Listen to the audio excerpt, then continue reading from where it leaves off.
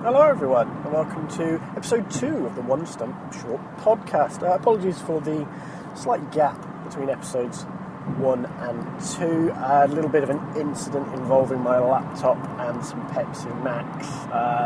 Less said the better. Thankfully the old girl, well I say old girl, not that old, is back alive again. The battery's no longer with us sadly, but the laptop itself is working. But today I am doing the low-tech high-tech style of recording. High-tech because I'm using a smartphone from which I can literally access any information in the world, but low-tech because I'm currently sat in my car on the way home from work, which is kind of how I sort of wanted this podcast to be, a little bit raw and not too polished, simply because it gives me the freedom to do things like this and take this low-tech approach of sitting in my box of metal and talk to you all about cricket, which is why I'm here today. I'm going to start with a subject very close to my heart, Nottinghamshire, who suffered a difficult, shall we say, defeat to Surrey earlier this week. And I say difficult in the sense that it's very difficult for Notts supporters to take, as they lost by over 200 runs. And the real part that sticks in people's craw is that in neither innings were the Outlaws able to score more than 200. So they literally lost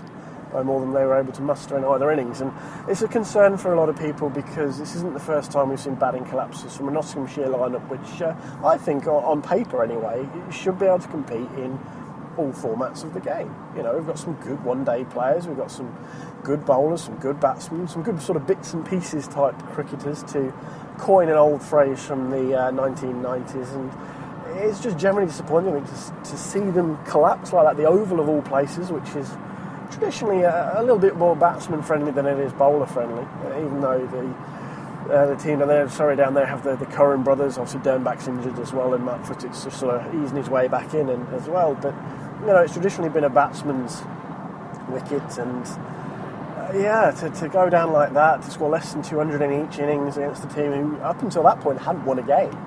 You know, Surrey were winless in the Championship prior to this week, so that was very disappointing for Notts. And as I said, I think you look at the team they've got, and I mean, even more astonishing, you look at the scores they've put up in the One Day Cup over the last few weeks. You know, they scored 400 against Northants, and you know, putting up big scores there. Michael Lum scoring, you know, back-to-back hundreds, and Ricky Vessels scoring runs again. And Vessels was probably Notts' best player for the last 2 seasons, and to then not be able to sort of convert and do things in the Championship is very frustrating, I think, for fans. And you know, I'm not about to pull out the daggers and call for Mike Newell to go as some people have, but at some point you've got to become a little bit concerned, I think, if you're a Notts fan, because this isn't the first time we've seen it. We had similar problems in a few games last year, you know, especially without Chris Reed, and that's something I'm going to push on to a little bit more in a moment. But you know, the lineup's not changed a huge amount. Mullaney's a good player, really. Stephen Mullaney, who's standing captain at the moment while Reed is out, and you know, he's a useful batsman, he's a tidy bowler, and he started the year very well, but he's been okay, but not brilliant. Greg Smith has not had a great year by any means. Jake Libby had a reasonably successul spell on loan at Northants. He's now come back and he's opening the batting for Notts, and he's done okay. He's had a couple of starts, filling in for Alex Hales, really. Hales obviously off with England now, and I think Nottinghamshire will be lucky to see too much of him outside of maybe a few 2020 blast games and things like that. So, yeah, and it's just, maybe that's part of it. Maybe the losses of Hales, I think people kind of knew was coming, even though he didn't have the greatest tour in South Africa. That was a baptism of fire, really. I think a lot of people expected him to get a chance with England this summer, though, against Sri Lanka and Pakistan. But obviously James Taylor was a significant loss at an inopportune time. And obviously everybody wishes James all the best, and the circumstances surrounding his retirement are sad because it's health related. You never like to see anybody have to retire in any sport due to injury or illness like James has, but equally obviously his health is the most important thing. But you know, to lose a player of that calibre, he may well have played for England, so that may have been the same boat as Alex Hales, where Notts saw very little of him this summer, but he kind of went into the year expecting to maybe have him around a bit. And again, you can debate how much you think he might have been around, whether he would have played for England instead of James Vince and so forth.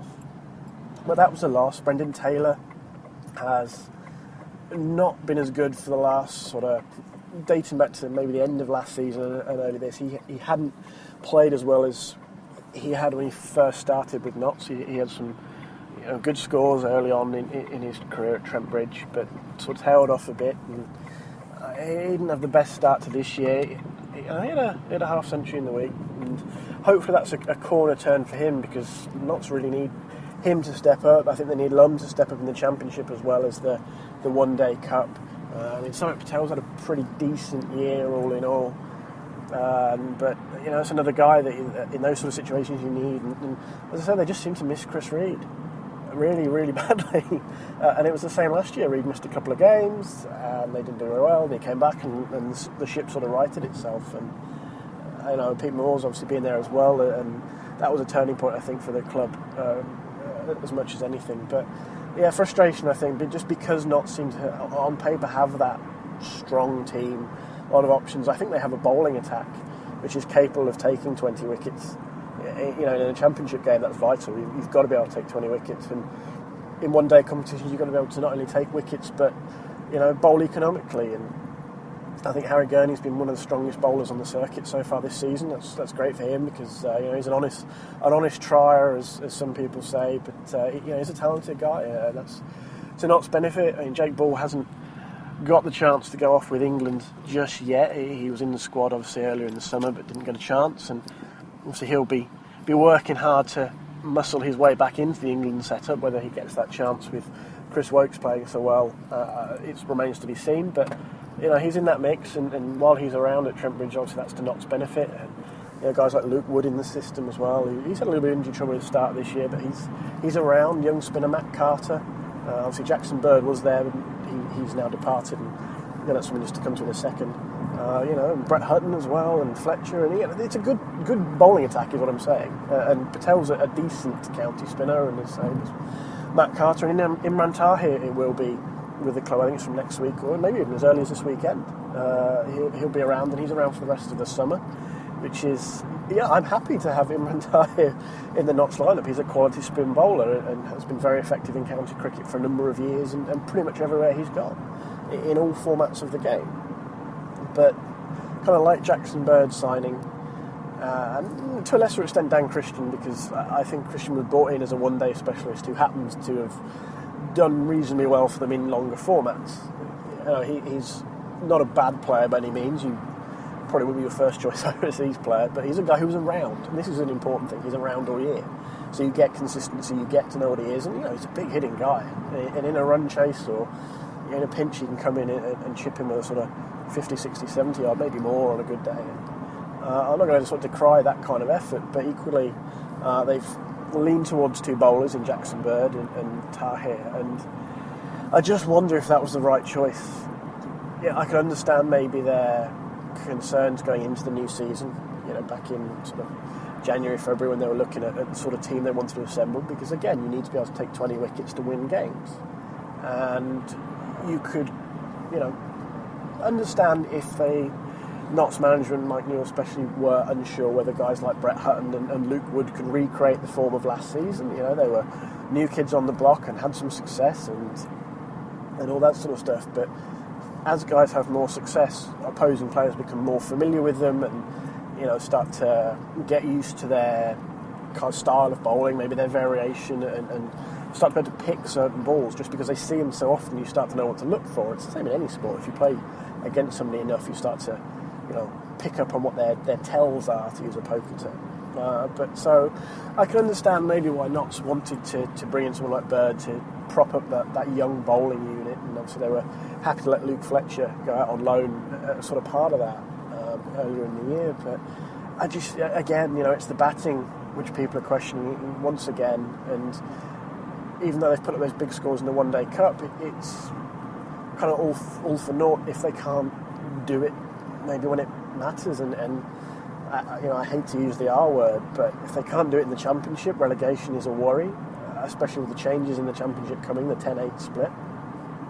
Notts can't afford to be on the back foot. And I know some people have said that they look at some counties and they wonder if going down to Division 2 is almost good for them in a sense, because it's the same theory some apply to football clubs are going into the Championship. You know, it's a shock to the system. It's a chance to regroup, maybe clear out some dead wood, come back with some of the younger guys, blah, blah, blah, blah. But you know, the difference between Division 1 and Division 2 is noticeable, and it was touched on actually in a very good article I read today by Will Macpherson. It was originally in All Out Cricket, but it's been reposted on Cricinfo about the sort of the anatomy of cricket transfers. And you know, there were comments in there about the difference between Division 1 cricket and Division 2, where you know, Division 1 is hard cricket for 4 days, whereas Division 2 can be hard for 2 days, then everybody kind of tails off a little bit. And, you know, that's the difference. And you know, if Nottinghamshire want to keep competing on all fronts, really you need to...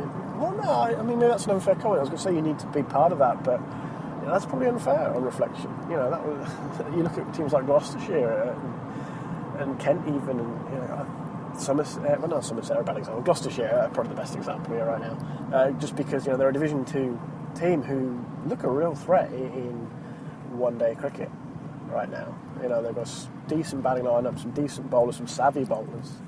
And obviously defending champions in the One Day Cup, but and that's carried over a bit into this year. Of course, they had that great game with Somerset recently that I mentioned in episode 1, and it's just kind of that general feeling. Though I've kind of got off point here. It's just that general feeling at Trent Bridge right now that it's not that something is amiss, but that something needs to put a rocket across the bow. You know, Reed's out again, and being, I think it's a hand injury, so that could keep him out a little while, because you know, wicket keeping, your hands get hit quite a lot, strangely enough, and so he needs to be right before he comes back in, so you don't aggravate the injury and miss more time. And Nuts can't afford to be without him as a batsman and influential figure in the field as captain. So yeah, difficult times at Trent Bridge right now, and interesting to see how that pans out over the coming weeks, I think. But one thing positive for Surrey and positive for England cricket from that game was Ansari's bowling. He took 6 wickets, and he was, of course, supposed to go on the winter tour to Pakistan. Of course, it was in the UAE against Pakistan, and possibly even on to South Africa. He got injured, missed the tour. So, you know, to see him back playing, succeeding is positive for English cricket. It creates some competition for places, you know, within the England team if Moeen Ali wavers, but also going to places like Bangladesh and India and winter tours and things like that, and in years to come, like back to the UAE and Sri Lanka and so forth, and obviously India and Bangladesh are the ones on the horizon. So, you know, Adil Rashid's done well, but never quite clicked for England, maybe, and a few people seem to feel that way. And you look at the other options, and it's kind of thin a little bit. And then, I know on the last All Out Cricket pod blast they were talking about this. You know, where do you go if not, you know, Moeen, who really was a batsman who could bowl a little bit for many years for Worcestershire. That's the kind of the bizarre twist of it. And sometimes this happens. I mean, when Kevin Peterson came to Notts originally, he was an off spinner who could bat a bit. And obviously, he went on to become one of the world's best batsmen, who occasionally turned his arm over with some useful off spinners. You know, almost like I was going to say Joe Root, I guess. Maybe that is a relevant example. Root turns his arm over occasionally. So yeah, it's strange how things turn out like that. As I say, Moeen's come in as really a guy who was a very good batsman for several years on the county circuit, who turned his arm over a bit for Worcestershire when they needed a spinner or an extra spinner, and they had Ajmal as their overseas player, and now he's become England's number 1 spinner. So, you know, but is he irreplaceable? Well, it depends on the rest of the batting lineup, I suspect, because he's a good batsman, and you know, if somebody like Vince doesn't work out, you know, again, what opportunities does this create? And as I say, moving to the winter tour, you know, theoretically there's going to be a 2-spinner system going on there again, and then maybe you have someone like Root just turning their arm over as a third option if required. But where else do England turn? That's the point again I've deviated from, is Ansari coming into maybe some sort of form for Surrey is a major boost for England ahead of the winter tour. It gives them another option. Obviously, guys like Dawson are involved in the one-day setup. Mason Crane is a guy a lot of people get excited about at Hampshire, mainly because he's a leg spinner. He's a young English leg spinner, and we seem to inherently get excited about young English leg spinners and have done for a number of years, sometimes to their detriment. I'm looking at Kerrigan and Schofield specifically here. So Crane's, he's one to watch, definitely, but also one to let him have his time to learn the ropes and so forth. And I'll throw Scott Borthwick in as well at this point, actually, as another who got roped in probably out of convenience because he was in Australia at the time as a bowler, and now they're talking about bringing him in as a batsman at number 3, but that's by the by almost in a sense. But yeah, so Ansari gives him an option. Talking English spin options, this is one option that I wonder about, while guys like Dawson and Crane, and maybe Ansari comes into this as well, while these younger spinners hone their craft. This winter, and although it's in theory a step back, if it gives those younger guys a chance to really hone their craft a little bit better, maybe it's, in the long run, it's something to consider. Do you look at one of the older spinners on the county circuit? Do you take someone like Batty or Treadwell? Do you consider that if you're England? Just take an old hand. Batty's been in the wickets again for Surrey this year. He's savvy, he's canny, he's all these sort of wonderful adjectives you can use to, describe this veteran, really, of the county circuit. And he's a guy who's been sniffed around the England team a little bit before, but it's one I pondered after listening to that All Out Cricket pod blast, is do you give these younger guys an extra little bit of time rather than sending them to somewhere like India, where if it goes wrong, it could go horribly wrong if someone like Kohli gets hold of them, and we saw that with Kerrigan a bit. He came in, it went horribly wrong on that tour, and we've not really heard from him since, and seem unlikely to hear from him again. He's struggling to break into the Lancashire team he's still with, do you play the long game with the spinners just because their careers tend to be longer careers? The impact on their bodies is less rigorous than a fast bowler, and in this day and age of being able to medically help guys stay fitter and healthier for longer, to treat injuries to a much higher degree, and to help recover better, and prevention and things like that are all much improved. So it's not like England maybe can't wait another year or two to get it right with a young spinner. And look at someone like Batty. It's just food for thought. It's just something I'd considered.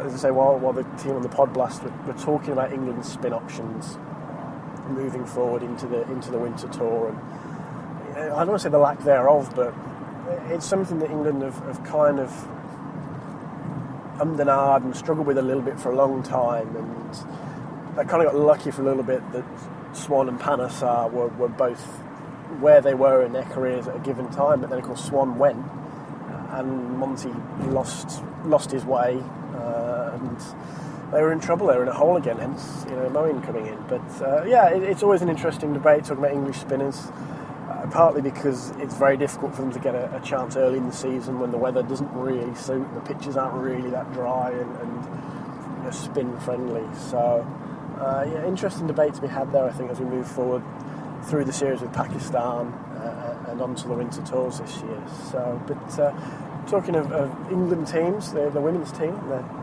Brave New Dawn, as some people dubbed it, obviously Charlotte Edwards, long-time captain and stalwart, moving away, retiring from international cricket and into a new media role, and New England captain the other night, and some new players coming in, even a few of the more recognisable names like Taylor.